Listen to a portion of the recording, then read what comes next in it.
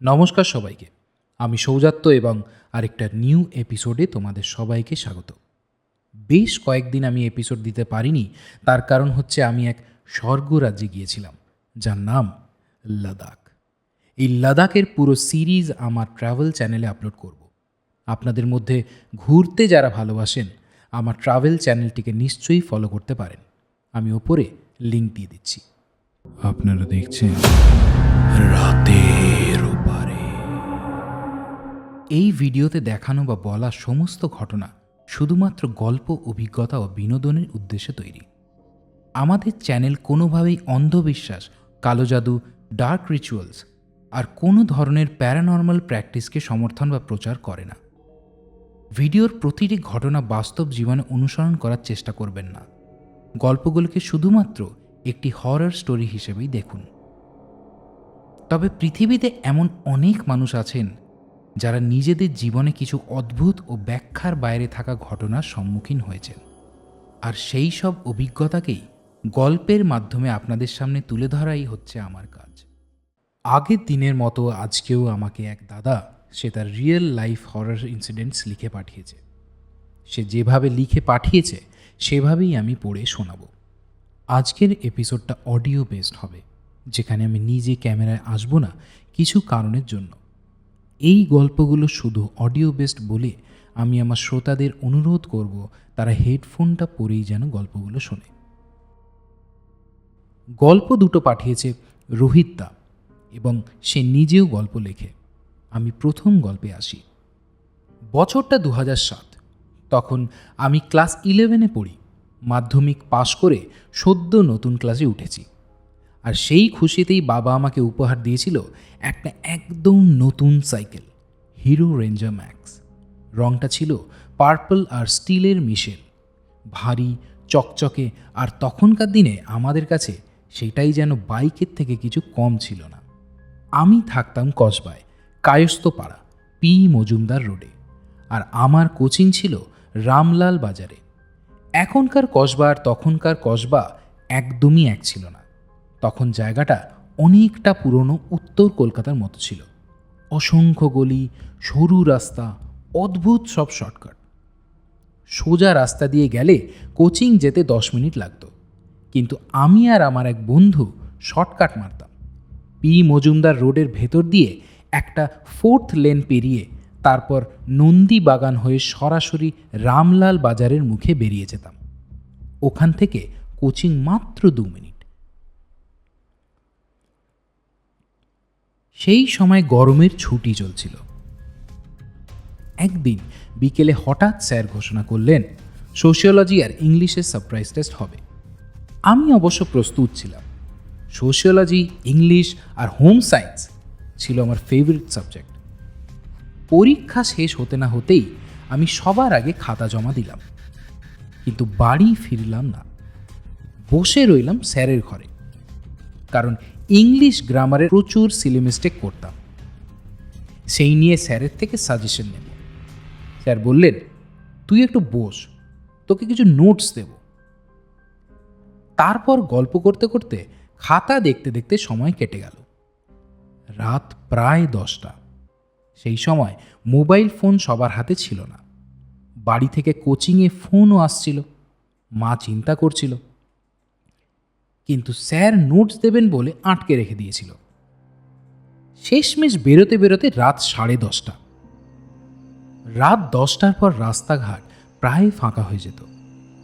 বাসও চলতো না সেভাবে। পুরো জায়গাটা অদ্ভুতভাবে শান্ত হয়ে যেত। তবুও আমি পাকামি করে সেই ভেতরের শর্টকাট রাস্তাটাই ধরলাম। সাইকেল চালিয়ে নন্দীবাগানের কাছে পৌঁছলাম। সেখানে একটা পুকুর ছিল। পুকুরের ধার ঘেঁষে সরু রাস্তা গিয়ে 4র্থ লেনে মিশেছে। ঠিক সেই জায়গাতেই আমি একটা জিনিস লক্ষ্য করলাম। রাস্তার ধারে একটা মাটির থালা রাখা ছিল, তার মধ্যে খাবার সাজানো, আর পাশে একটা জ্বলন্ত প্রদীপ। যেরকম কেউ মারা গেলে অনেক সময় আত্মার শান্তির উদ্দেশ্যে খাবার রেখে দেওয়া হয়, সেই রকমটাই মনে হচ্ছিল। কেন জানি না আমি সাইকেল থামিয়ে দাঁড়িয়ে পড়লাম। চারপাশ একদম শান্ত, কোথাও একটা কুকুর পর্যন্ত ডাকছিল না। হঠাৎ আমার বুকের ভেতর কেমন যেন ধকধক করতে শুরু করলো। মনে হচ্ছিল জায়গাটা ঠিক নয়, কিন্তু পরক্ষণেই নিজেকে বোঝালাম, ধুস, এতটা ঘুরে অন্য রাস্তা দিয়ে যাব নাকি। তারপর সাহস করে আবার সাইকেল চালাতে লাগলাম। আর ঠিক ঠিক সেই মুহূর্তে আসল ব্যাপারটা শুরু হলো। আমি থালাটা পেরিয়ে যেতেই হঠাৎ মনে হলো সাইকেলটা অস্বাভাবিক ভারী হয়ে গেছে, যেন পেছনের ক্যারিয়ারে কেউ বসে আছে। প্যাডেল মারতে কষ্ট হচ্ছে, চাকা যেন মাটিতে আটকে যাচ্ছে, আর আমার বুকটা কেমন একটা ঠান্ডা হয়ে আসছে।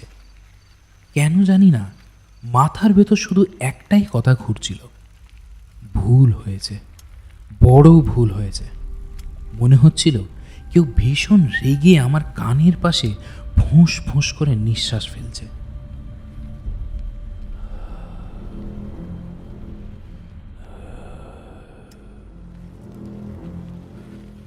আমি যেন এমন কিছু একটা জিনিসকে ডিস্টার্ব করেছি যা করা উচিত হয়নি। তারপর থেকেই স্পষ্ট অনুভব করতে লাগলাম কেউ আমাকে ফলো করছে। সাইকেল তো ভারী হয়েই ছিল, তার সাথে মনে হচ্ছিল কারুর পায়ের আওয়াজ।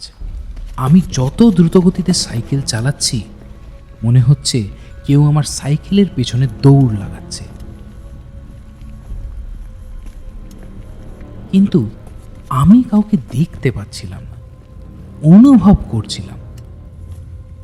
আমি তখন মরিয়া হয়ে সাইকেল চালাচ্ছি, ঘামতে শুরু করেছি, অথচ রাতের বাতাস ঠান্ডা, রাস্তায় সেভাবে আলোও জ্বলছিল না। প্রতিটা গলি যেন আগের থেকে অনেক বেশি অন্ধকার লাগছিল। মনে হচ্ছিল আমি যদি দাঁড়িয়ে পড়ি তাহলে এমন কিছু দেখব যেটা আমি জীবনে ভুলতে পারবো না।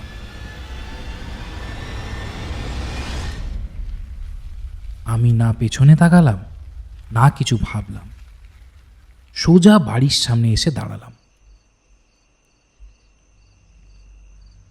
আর তখনই অনুভব করলাম বাড়ির গেটের বাইরে কেউ দাঁড়িয়ে আছে, আমার দিকে কটা চোখে তাকিয়ে আছে, এবং তাকে দেখে খুব একটা সুবিধের মনে হচ্ছিল না। তার মুখটা ফ্যাকাশে এবং চোখগুলো টকটকে লাল হয়ে আছে। মনে হচ্ছে আমার উপর ভীষণ রেগে আছে। আমি একটু হলেও তাকে দেখতে পাচ্ছিলাম, যেন সে গেটের ওপারে দাঁড়িয়ে শুধু আমার দিকেই তাকিয়ে আছে, কিন্তু ভেতরে ঢুকতে পারছে না। আমাদের বাড়ি তৈরি হওয়ার সময় বাবা মা দুর্গা পুজো করিয়েছিলেন। ছোটবেলা থেকে শুনে এসেছি সেই পুজোর পর নাকি বাড়ির ভিত বাঁধা থাকে। সেই রাতে প্রথমবার কথাটা সত্যি বলে মনে হয়েছিল। আমি বাড়িতে ঢুকেই কিছু না খেয়ে শুয়ে পড়লাম। ভয়ে শরীর ঠান্ডা হয়ে যাচ্ছিল। ওটা কে ছিল? ঠিক তখনই আমার ফোনটা বেজে উঠল। আমার এক বন্ধু ছিল, একটু অন্যরকম। ওকে আমরা মজা করে সাইকিক বলতাম, কারণ আমার জীবনে কখনো বিপদ আসার আগে ও অদ্ভুতভাবে টের পেয়ে যেত। আমি ফোন তুলতেই ওপাশ থেকে ও চিৎকার শুরু করলো, তুই কি করেছিস? মাথা খারাপ নাকি? তুই অত রাতে ওই রাস্তা দিয়ে এসেছিস কেন? ওই দিক দিয়ে কেউ আসে? ওই দিক দিয়েই আসতে হলো তোকে। তারপর একের পর এক গালাগালি। আমি হতভম্ব, সব ঘটনা খুলে বললাম। সব শুনেও কয়েক সেকেন্ড চুপ করে রইল। তারপর ধীরে ধীরে বলল, আজ রাতে বালিশের নিচে একটা লোহার চাবি রেখে ঘুমাবি, আর কাল সকালে স্নান করে গেট খুলে হাত জোড় করে ক্ষমা চাইবি। আমি ঠিক সেটাই করলাম। পরের দিন সকালে স্নান করে গেটের সামনে দাঁড়িয়ে হাত জোড় করলাম।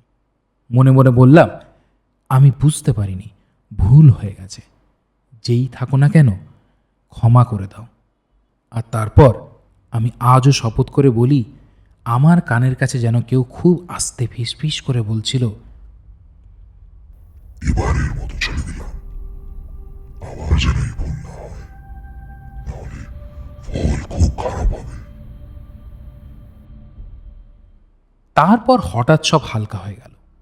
মাথার চাপ, ভয়, অস্বস্তি সব মনে হলো যেন কেউ চলে গেছে।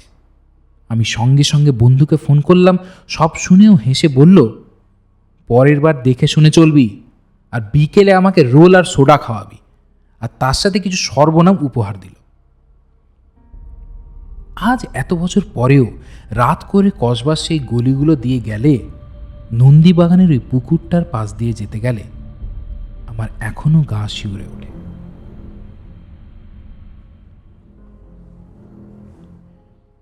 এরপর দ্বিতীয় গল্পে আসি।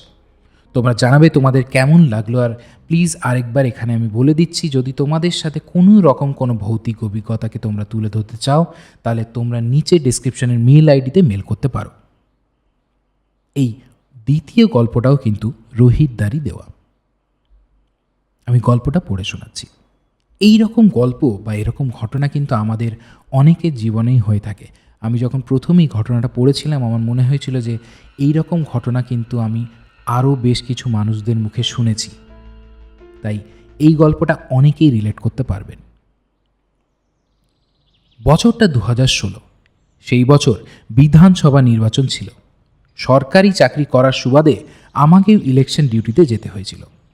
পোস্টিং পড়েছিল হিঙ্গলগঞ্জের দিকে, ভারত বাংলাদেশ সীমান্তের কাছাকাছি এক প্রত্যন্ত গ্রাম, নাম কালীতলাগঞ্জ, যদিও স্থানীয়রা জায়গাটাকে কালিয়াগঞ্জ বলেই ডাকত।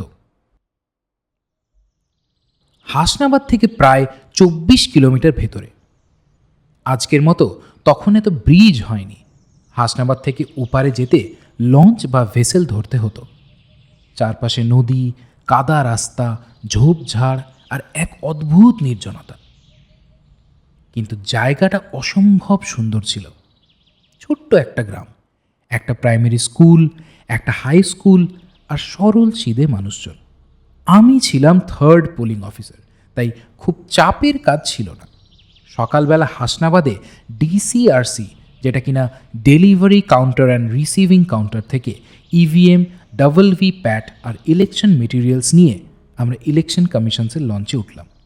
যারা ইলেকশনের ব্যাপারে জেনে থাকেন তারা এইসব জিনিসগুলোর সাথে রিলেট করতে পারবেন। নদী পেরিয়ে ওপারে পৌঁছে একটা ছোট্ট মিনি বাস করে গ্রামে গেলাম। সারাদিন ভোট হলো শান্তিতেই, কোনো গণ্ডগোল ছিল না। সন্ধ্যের পর সব পেপারওয়ার্ক শেষ করে আবার হিঙ্গলগঞ্জে ফিরে এলাম। ইভিএম জমা দিলাম, ডকুমেন্টস জমা দিলাম। সব করতে করতে রাত প্রায় 11:30।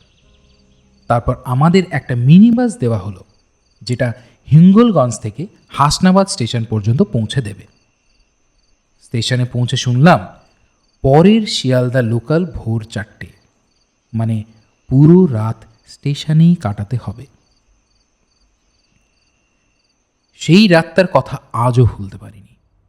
পুরো হাসনাবাদ স্টেশন তখন আধো অন্ধকারে ডুবে। কেউ নিউজ পেপার পেতে প্ল্যাটফর্মে শুয়ে আছে, কেউ বেঞ্চে আধ ঘুমে বসে। কারুর সঙ্গী শুধু একটা মোবাইল ফোন, আর কারুর সঙ্গী দুটো রেল স্টেশনের কুকুর। আমিও একটা বেঞ্চের কোণে বসেছিলাম, চোখে মুখে ক্লান্তি। হঠাৎ প্রায় রাত 3টের সময় অ্যানাউন্সমেন্ট হলো, একটা স্পেশাল ট্রেন ছাড়বে 3:30 ডিরেক্ট শিয়ালদা পর্যন্ত। আমরা সবাই যেন নতুন জীবন পেলাম। ঘুমে ক্লান্ত শরীর নিয়েও দৌড়ে ট্রেনে উঠে পড়লাম। আমি একটা প্রায় ফাঁকা বগিতে উঠলাম। উঠে জানলার পাশে লম্বা সিটে শুয়ে পড়লাম। ইলেকশন ওয়ার্কারদের অনেকেই এইভাবেই আধশোয়া হয়েছিল। ট্রেন ছাড়ল ধীরে ধীরে, তারপর স্পিড নিতে শুরু করলো। গ্যালোপিং ট্রেন ছিল, মাঝের ছোট স্টেশনগুলো স্কিপ করে যাবে। আমি তখন আধ ঘুম আধ জাগরণ অবস্থায়, চোখ জড়িয়ে আসছে। ঠিক তখনই নিমদান্ডি স্টেশন থেকে একজন ভদ্র মহিলা উঠলেন। বয়স খুব বেশি না, হয়তো আমার থেকে একটু বড়, খোলা চুল, হলুদ আর কালো ডটেড সালোয়ার কামিজ পরে আছে, পিঠে একটা ব্যাগ। আমরা সবাই সিটে লম্বা হয়ে শুয়ে আছি দেখে উনি বগির দরজার কাছে গিয়ে দাঁড়ালেন, এক গেটের ঠিক অপোজিট গেটের সামনে। আমি ওনাকে দেখছিলাম। কেন জানি না ভদ্রমহিলার দেখে একটু খারাপই লাগছিল। মনে হচ্ছিল হয়তো উনিও ইলেকশন ডিউটি করে ফিরছেন। আমি ভাবছিলাম উঠে বলবো, দিদি আপনি বসুন, আমি বসে বসেই সামহাও ম্যানেজ করে নেব, কিন্তু প্রচণ্ড ক্লান্তিতে আর ওঠা হলো না। ট্রেন তখন দমকা হাওয়ার মতো ছুটছে। মধ্যমপুর পেরিয়ে এবার সোজা বসিরহাটে থামবে। চারপাশে শুধু অন্ধকার। জানলার বাইরে মাঝে মাঝে বিদ্যুতের খুঁটি ঝাপসা হয়ে ছুটে যাচ্ছে। ঠিক তখনই উল্টো দিক থেকে একটা মালগাড়ি এলো, প্রচণ্ড গতিতে, ঝড়ের মতো শব্দ তুলে। এক মুহূর্তের জন্য পুরো বগি কেঁপে উঠল।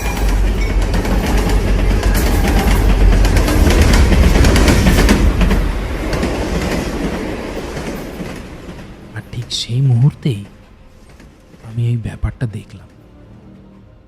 আমি স্পষ্ট দেখলাম ওই ভদ্রমহিলা হাওয়ায় মিলিয়ে গেল। এক সেকেন্ড আগেও যেখানে দাঁড়িয়েছিলেন সেখানে কিছুই নেই, কেউ নেই। আমি রীতিমতো আতঙ্কে উঠে পড়লাম।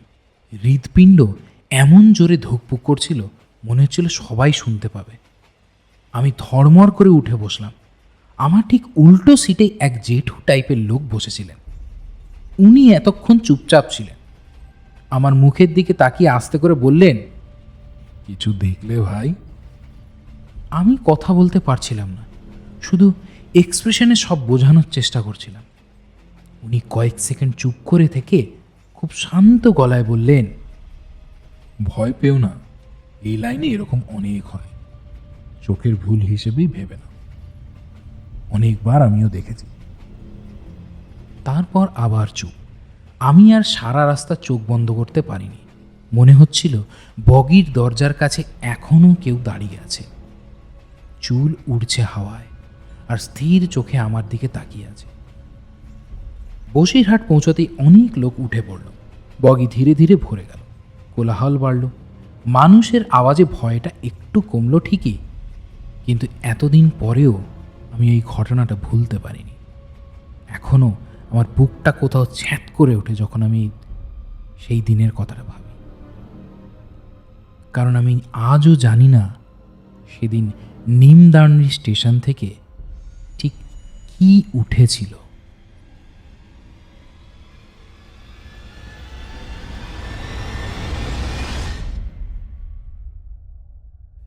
আজকের গল্পটা এখানেই শেষ করলাম।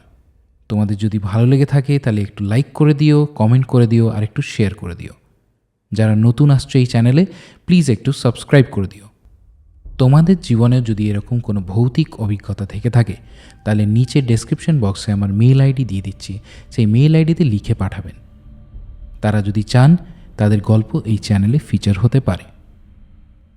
এরপর থেকে আবার প্রতি টিউসডে যেরকম আগে ভূতের গল্প আসছিল এরপরেও তাই আসবে। আপনারা দেখছেন